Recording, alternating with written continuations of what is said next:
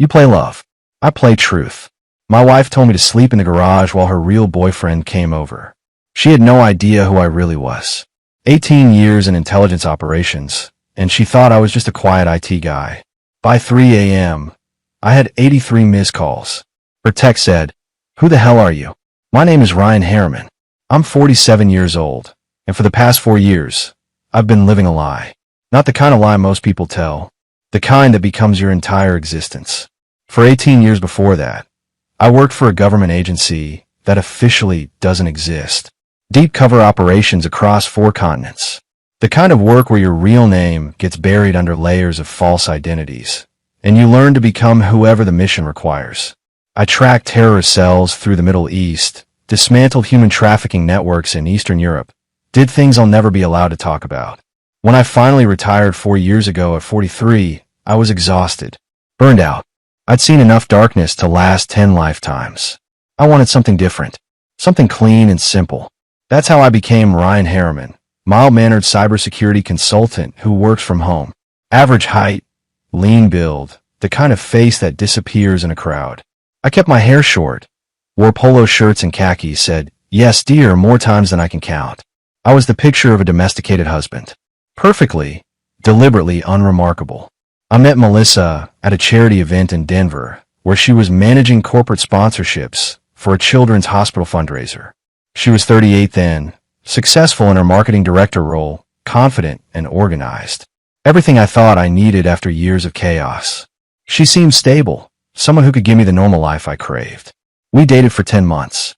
I was attentive, patient, generous. She liked that I was calm, that I never caused drama, that I seemed content with a quiet suburban life.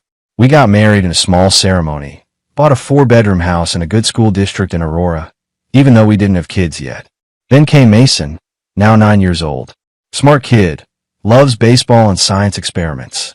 Then Lily, 6 years old, who draws pictures of unicorns and asks a million questions about everything.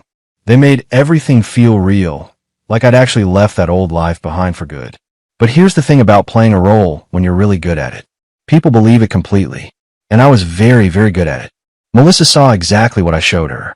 A quiet, accommodating guy who worked from his home office, who handled the school pickups, who cooked dinner most nights and never complained. She loved that at first. After a string of failed relationships with aggressive men who'd left her emotionally drained, she thought she'd found someone safe, someone she could control. What she didn't realize was that underneath the mild-mannered exterior, I was still the same person who'd spent 18 years in some of the world's most dangerous situations. I just gotten very good at hiding it. The marriage started well enough. I genuinely wanted normal. I ignored the small cruelties. The way she dismissed my opinions in front of friends. How she'd make decisions about the kids without consulting me. The passive-aggressive comments about my career being less demanding than hers. I told myself this was what normal marriages were like, that maybe I just didn't understand civilian relationships after so many years undercover. My best friend, Michael Cooper, had warned me early on. Michael Cooper and I went back 20 years.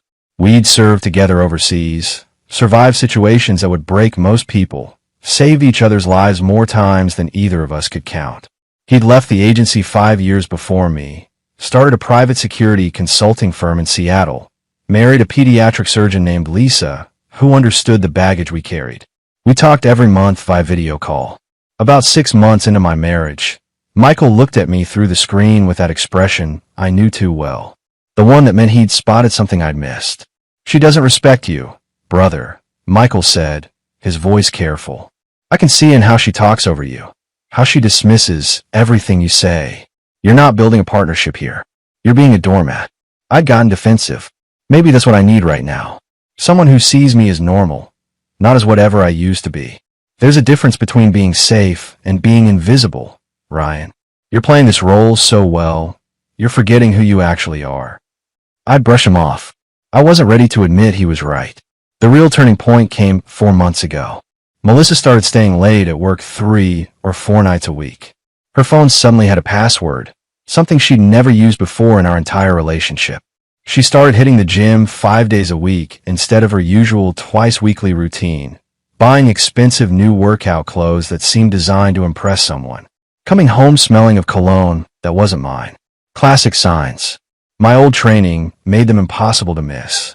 Infidelity, probably with an agenda beyond just the affair. I could have confronted her immediately. Could have accessed her phone in 30 seconds flat. That skill set doesn't just disappear when you retire. Instead, I waited, watched, documented everything quietly. Because if there's one thing my old life taught me, it was patience. Rush and emotional, and you lose control. Take your time, gather intelligence, understand the full picture, and you win. 3 weeks ago, I overheard a phone conversation that confirmed everything and revealed just how deep this went. Melissa was in our garage, thinking I was upstairs helping Lily with her homework. But I come back down to grab my phone charger and heard her voice through the door. Completely different than I'd ever heard it. Younger, excited, breathless. I can't wait either, baby. Just a little longer. He's so clueless. He won't even see it coming, Melissa said. My lawyer says I'll get the house, and with his income, child support will set us up perfectly. My blood went cold. She was already planning the divorce, already counting money that would come from destroying our family. Shane, I love you so much. Soon we won't have to hide anymore. Shane. I ran a background check that night using resources I'd sworn I'd never access again. Shane Douglas, 42 years old, called himself a business coach and motivational speaker. He had a reputation in certain circles as someone who targeted married women for sport, manipulated them into bad financial decisions, then disappeared when things got messy. Shane Douglas was exactly what I expected. Worse, actually. The background check painted a clear picture of a predator who'd refined his technique over years. He'd never been married despite being 42. 3 paternity suits settled quietly over the past decade. A string of business partners who'd accused him of fraud before cases mysteriously disappeared. He called himself a business coach, but his real business was seducing married women, draining their assets, then vanishing before the consequences caught up. His pattern was consistent. Target women in their late 30s or early 40s, usually successful, usually with money or valuable assets. String them along with promises of a future together, convince them to make financial decisions that benefited him, then disappear when the divorce got complicated. Melissa was his 5th target in 4 years that I could confirm. The other 4 had all ended the same way. Women divorced, financially destroyed, emotionally devastated. Shane moved on without facing any consequences. But there was more. Shane had a technical partner handling the sophisticated side of the operation. Shell companies in Delaware, offshore accounts in the Cayman Islands, complex real estate schemes. This wasn't amateur fraud. This required expertise Shane didn't have. I spent 2 weeks digging deeper, following money trails, accessing databases most civilians didn't know existed. The technical partner turned out to be someone named Kevin Walsh, former NSA contractor, 43 years old. He'd left government service under questionable circumstances 7 years ago. Together, they'd built a machine. Shane was the face, the charmer. Kevin built the financial infrastructure that made the money disappear. Meanwhile, Melissa's behavior got worse. She stopped even pretending to care about our family. She'd come home late, ignore Mason and Lily, lock herself in our bedroom for hours on her phone. At dinner, when she bothered to show up, she'd pick at her food and answer the kids' questions with one-word responses. Mason noticed. He started acting out at school, getting into fights. His teacher called 3 times in 2 weeks. Lily started having nightmares. She'd wake up crying at 2 a.m., asking me why Mommy didn't love us anymore. I held my daughter while she sobbed, feeling something cold and familiar wake up inside me. The part of me that had tracked terrorists across borders. The part that had dismantled criminal networks with precision. The part that made dangerous people afraid. I tried so hard to bury that person, to be normal, to be safe, to be the mild-mannered husband and father. But my children were suffering, and the men responsible thought I was too weak to fight back. They had no idea who they were dealing with. Last Tuesday, I got a call from Mason's school. Dr. Sarah Wilson, the school psychologist, wanted to meet with me. She was in her early 50s, with sharp eyes that missed nothing. Mr. Harriman, I need to talk to you about Mason, she said when I arrived at her office. He's been drawing some concerning pictures in our class. She showed me the drawings. Dark, violent images. Figures standing over broken families. Houses splitting apart. Mason told me something yesterday. Dr. Wilson continued carefully. He said there's a strange man who comes to your house at night sometimes. that his mother tells him and his sister to stay in their rooms and be quiet. My blood turned to ice, but I kept my expression neutral. Years of training made that automatic. A strange man? I asked quietly. Dr. Wilson nodded. He wouldn't give me details. But Mr. Harriman, I've been doing this for 26 years. Whatever's happening in your home, it's affecting both your children badly. Lily's teacher mentioned she's been withdrawn lately too. I sat there processing this. Shane Douglas had been in my home, around my children, while I've been playing the oblivious husband, thinking I was gathering evidence. My kids were being traumatized. I need to ask you something directly, Dr. Wilson said. Is there domestic instability? Infidelity? I'm not here to judge. I'm here to help these kids. Something about her directness, her genuine concern, made me trust her. Maybe I needed an ally. Maybe I was tired of doing this alone. My wife is having an affair, I said. The words felt strange. I never said them out loud before. With a man who targets married women for money. I've been gathering evidence for divorce proceedings. Dr. Wilson's expression didn't change, but I saw understanding in her eyes. And the children know? I didn't think they did. I've been careful. Children always know, Mr. Harriman. They just don't always have the words to explain what they're feeling. She pulled out a card and wrote something on the back. This is my personal number. If you need documentation of the psychological impact on Mason and Lily for custody proceedings, I'll help. But please, whatever you're planning, do it quickly. Every day, this continues damages them more. I left her office with new determination. I've been patient, methodical, careful, but I'd forgotten the most important thing. This wasn't just about justice or revenge. It was about protecting my children. That night, everything came to a head. I made dinner like always. Grilled chicken, roasted vegetables, the kind of meal Melissa used to love. She came home at 7:30, barely glanced at the food. I'm not hungry, she said, scrolling through her phone. Mason and Lily ate quietly, watching their mother with sad eyes. After dinner, Melissa went upstairs to shower. She took over an hour, using expensive bath products I'd never seen before. When she came back down, she was wearing the black dress I bought her for our anniversary last year. Full makeup, hairstyled perfectly. She looked beautiful. She also looked like she was going somewhere important. But instead of leaving, she walked into the living room where I was reading with Lily curled up next to me. I need you to take the kids to your mother's house tonight, Melissa said. Her voice was cold, businesslike. Actually, take them now, and then don't come back until tomorrow morning. I closed the book slowly. Excuse me. You heard me. I have plans. Adult plans. Take the kids and leave. Lily looked up at me with frightened eyes. Mason appeared in the doorway, his face pale. I looked at Melissa, standing there in that black dress. Makeup perfect, asking me to remove our children from their own home so she could entertain her lover. Something inside me shifted. Not anger. Colder than that. Clearer. No, I said simply. Her eyes widened. I'd never refused her anything in 4 years. What did you say? I said no. This is their home. I'm not taking them anywhere. Fine. Her voice turned sharp. Then you're sleeping in the garage tonight. My real boyfriend is coming over, so take your pillow and whatever else you need and get out there.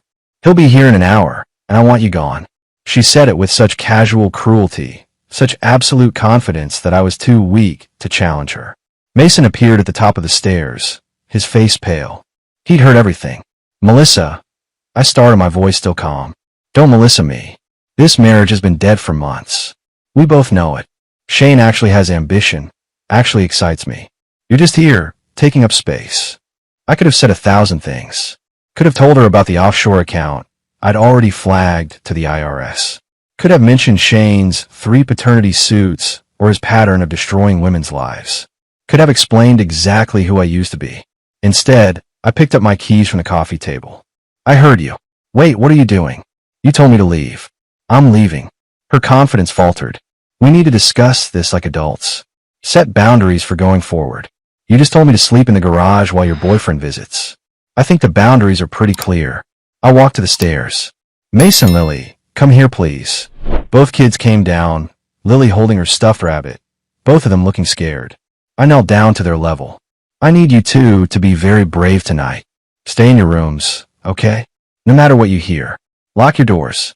I'll be back tomorrow morning, and we're gonna fix everything. I promise. Where are you going, Daddy? Lily asked, tears in her eyes. Somewhere I can think clearly, sweetheart. I hugged them both tight, then stood. I looked at Melissa one last time. Enjoy your evening. I walked out without another word, got in my Honda Civic, and drove. Not to a hotel yet. First, I had a call to make. Michael Cooper answered on the second ring. Ryan, it's almost midnight here. I need you on a plane tomorrow. It's time. About time, brother. Lisa's already packing my bag. I checked into a Hampton Inn, paid cash, and went to my room. Then I activated the surveillance feeds I'd installed in our house 3 months ago. Hidden cameras, military-grade equipment that was invisible unless you knew where to look. At 8:47 p.m., Shane Douglas pulled into my driveway in a silver BMW M5. Leased, according to the financial records I'd pulled. The man was mortgaged to his eyeballs, leveraged on properties with debts approaching $3 million. Melissa met him at the door. They kissed like teenagers, then disappeared inside. I didn't watch what happened in the bedroom. I had all the evidence I needed. Instead, I pulled up the comprehensive file I'd built on Shane Douglas and Kevin Walsh. Then I waited. At 11 p.m., my phone buzzed. A text from Melissa. Where are you? I didn't respond. Midnight. Ryan, answer me. This is childish. I turned off my phone's ringer and continued working on my laptop. 1 a.m. You can't just disappear. We have children to think about. 2 a.m. I'm calling the police if you don't respond. 2:45 a.m. My phone started ringing. I let it go to voicemail. It rang again. And again. By 3 a.m., I had 83 missed calls. Then came the text that changed everything.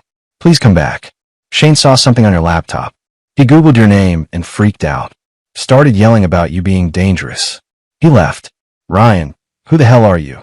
I smiled for the first time in hours. Earlier that evening, before I'd left, I deliberately left my laptop open in my home office.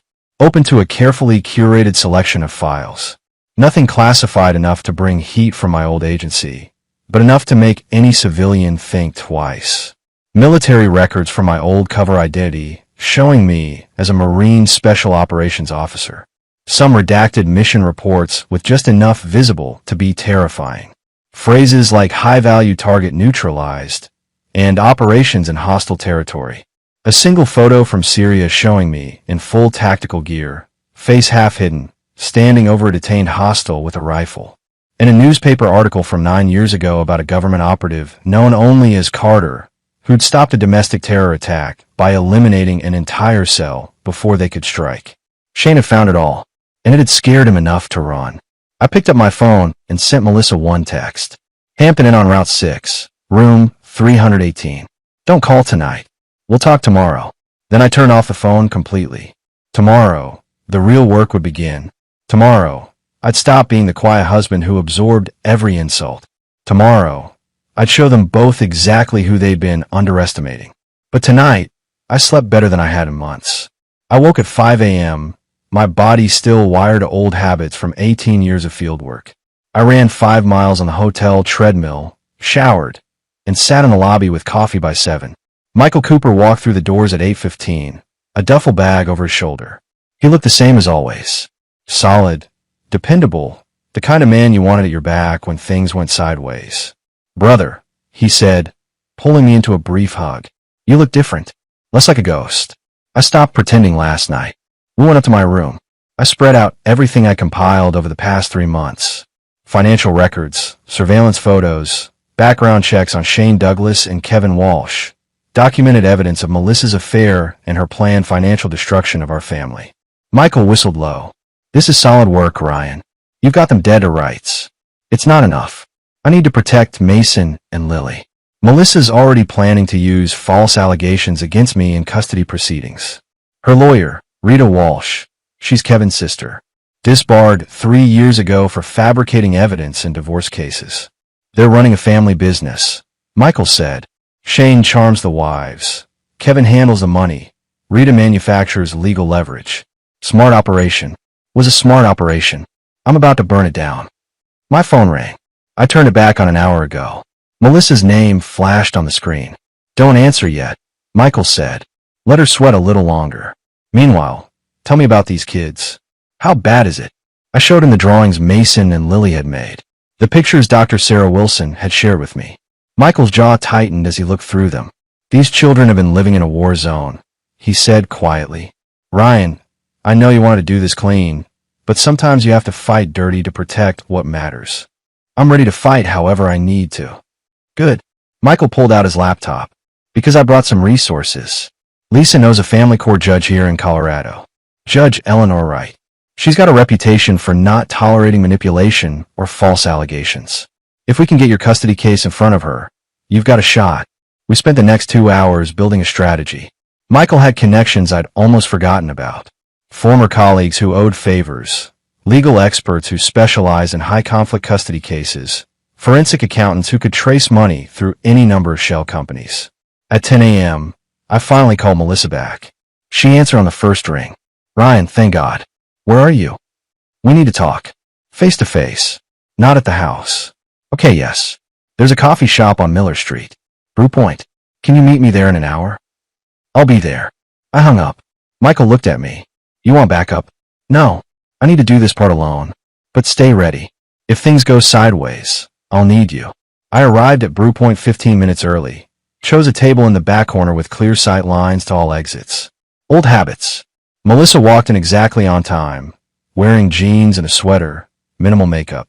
She looked exhausted, scared even. She sat down across from me. Ryan, I don't even know where to start.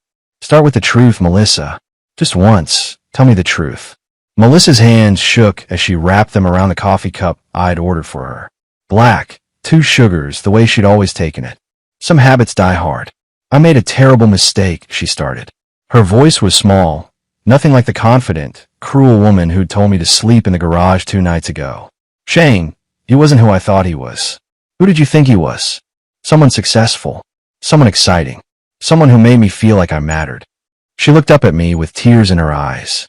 You were always so calm, so accommodating. I started to feel invisible. Like I could do anything, and you wouldn't even notice. I noticed everything, Melissa. Every late night. Every lie. Every time you looked at our children like they were inconveniences. She flinched. I know I've been a terrible mother.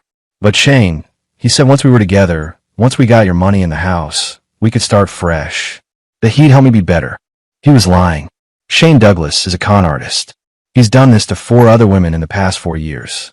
He seduces married women, convinces them to drain their assets, then disappears when things get complicated. Her face went pale. No, he loves me. He loves your money, Melissa. Or rather, my money. The college funds I set up for Mason and Lily. The retirement accounts. That's what he wanted. I pulled out a folder and slid it across the table. This is Shane's real background. The paternity suits. The fraud accusations. The restraining orders. She opened the folder with trembling hands, her eyes scanning the pages. I watched the realization hit her. The color drained from her face entirely. Oh God, she whispered. Oh God, what have I done? You've destroyed our marriage. Traumatized our children. Planned to take everything I've worked for and give it to a criminal. My voice was level, factual. Mason is fighting at school because of the stress. Lily has nightmares every night. Your affair has damaged them in ways that will take years to fix. I didn't know. I swear I didn't know it was affecting them like that. You didn't care enough to notice. She was crying now, real tears, not the manipulative kind. What are you going to do? I've already done it. I filed for divorce this morning. I'm citing infidelity and requesting full custody of Mason and Lily based on documented psychological harm. Dr. Sarah Wilson from their school will testify about the damage you've caused. You can't take my children away from me. I'm not taking them away. You pushed them away yourself. I leaned forward. But there's something else you need to know, Melissa. Something about who I really am. Her eyes widened. Shane said something. He saw files on your computer. Military records. Mission reports. He said you were dangerous. I spent 18 years working for an intelligence agency in deep cover operations. Counterterrorism, mostly. Some things I'll never be allowed to talk about. When I retired 4 years ago, I wanted normal. I wanted safe. So I became Ryan Harriman, the quiet cybersecurity consultant. She stared at me like she was seeing me for the first time. But I'm not that person, Melissa. I never was. I was playing a role, just like I did for 18 years overseas. And you, Shane, Kevin Walsh, Rita Walsh, all of you thought I was weak. Thought I was someone you could manipulate and destroy. Kevin Walsh, Rita, Shane's technical partner, and legal muscle. They're all going down, Melissa. I've already contacted the FBI about their fraud operation. The IRS is investigating those offshore accounts you thought were so secret. The next 2 weeks moved like a controlled detonation. Everything I'd carefully planned fell into place with precision. Michael and I met with the FBI field office in Denver. I handed them 3 months of documented evidence on Shane Douglas and Kevin Walsh. Financial fraud, wire fraud, racketeering, conspiracy. The agent in charge, a sharp woman named Jennifer Brooks, reviewed the files with increasing interest. "Mr. Harriman, this is extremely thorough work," Agent Brooks said. "How did you compile all this?" "I have a background in intelligence analysis," I said simply. "I know how to follow money trails." She didn't press further. Within 48 hours, the FBI arrested Shane at his leased apartment. Kevin Walsh was picked up the same day at his office in Boulder. Rita Walsh, the disbarred attorney, was charged as an accessory. The evidence was overwhelming. Financial records showing $4 million stolen from 7 women over 5 years. Offshore accounts in the Cayman Islands. Shell companies in Delaware and Nevada. Emails between Shane and Kevin discussing targets, strategies, and how to maximize extraction from each victim. Shane's expensive lawyer took one look at the case and advised him to take a plea deal. Shane refused, screaming about government conspiracies and illegal surveillance. The judge denied bail. He spent the next month in county jail watching his life collapse. Meanwhile, the divorce proceedings moved forward. Melissa tried to fight for joint custody, but Dr. Sarah Wilson's testimony destroyed any credibility she had. Wilson detailed the psychological damage to Mason and Lily, showed the disturbing drawings they'd made, explained how prolonged exposure to parental infidelity and household instability had traumatized both children. Judge Eleanor Wright listened to everything with a stern expression. She was in her early 60s, with gray hair and sharp eyes that missed nothing.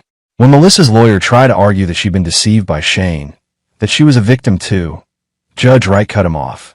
Mrs. Harriman made a choice to bring a stranger into her home around her minor children. The judge said, her voice like steel. She told her husband to leave so her lover could visit. She prioritized her affair over her children's well-being. That is not the behavior of a fit parent. The custody ruling came down hard.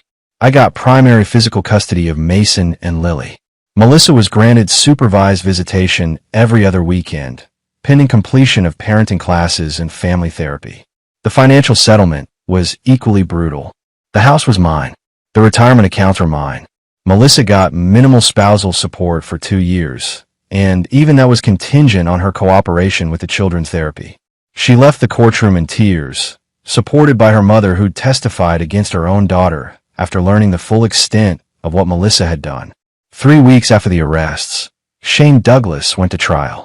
I sat in the back of the courtroom for sentencing. Kevin Walsh had taken a plea deal, agreed to testify against Shane in exchange for a reduced sentence. The testimony was damning. 7 women took the stand, one by one, describing how Shane had destroyed their lives, their savings, their families. One woman had lost her house. Another had declared bankruptcy. A third had attempted suicide after Shane disappeared with everything she had. Shane's face remained impassive through most of it, but when the verdict came down guilty on all counts, he finally broke. He looked back at me sitting in the gallery, and our eyes met. I saw rage there. Hatred. Impotent fury. I gave him a small nod. Nothing more. Then I walked out. Shane Douglas got 18 years in federal prison with no possibility of parole for 12. Kevin Walsh got 10 years for cooperating. Rita Walsh lost her law license permanently and got 3 years probation. Together, they were ordered to pay $6.2 million in restitution to their victims. The house felt different after Melissa moved out. Lighter somehow. I repainted the kids' rooms. Let them choose the colors. Mason picked blue with star decals on the ceiling. Lily wanted purple with white flowers. The first few months are hard. Both kids needed therapy twice a week. Mason's anger slowly subsided as Dr. Wilson helped him process everything. Lily's nightmares became less frequent. They both started smiling again, laughing at dinner, acting like kids instead of walking on eggshells. Michael and I launched a security consulting firm together. Cooper and Harriman Security, specializing in fraud prevention, corporate investigations, and executive protection. We took on cases pro bono sometimes, helping other people who'd been targeted by con artists, connecting victims with resources and legal support. Melissa completed her parenting classes after 8 months. The supervised visits became regular visits. She was trying, genuinely trying, to rebuild her relationship with Mason and Lily. It would take years, maybe forever, but she was making the effort. I didn't hate her anymore. I just felt nothing. She was the mother of my children, and for their sake, I maintained civil communication. But the woman I'd married, the life we'd built, that was gone completely. 10 months after the divorce was finalized, I spoke at a law enforcement conference in Dallas about financial fraud and domestic manipulation. I stood in front of 300 officers, FBI agents and prosecutors, and told them my story. About being underestimated. About fighting back. About protecting your children above everything else. Predators like Shane Douglas thrive on isolation, I told them.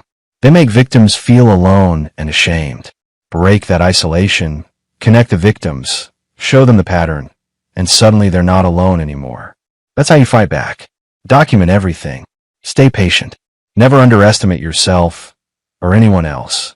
The standing ovation felt better than any commendation I'd received in 18 years of government service. Now I teach self-defense classes at the community center, helping people who've faced manipulation or abuse learn to protect themselves. I volunteer teaching financial literacy, warning others about the red flags I missed. I adopted a German shepherd named Atlas, who follows Mason and Lily around like their personal guardian. For 18 years, I was someone created by an intelligence agency. For 4 years, I was the man my ex-wife wanted me to be. Now I'm just myself.